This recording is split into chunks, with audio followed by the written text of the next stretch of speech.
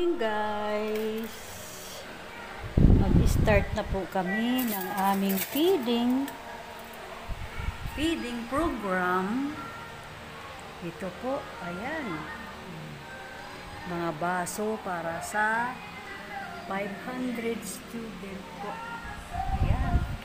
Ayan ang papakainin namin araw-araw. Ayan siya. Ito po.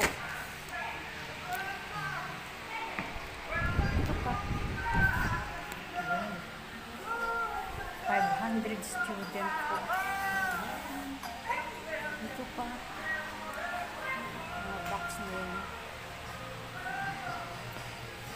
Kaya nag-aayos po ako ng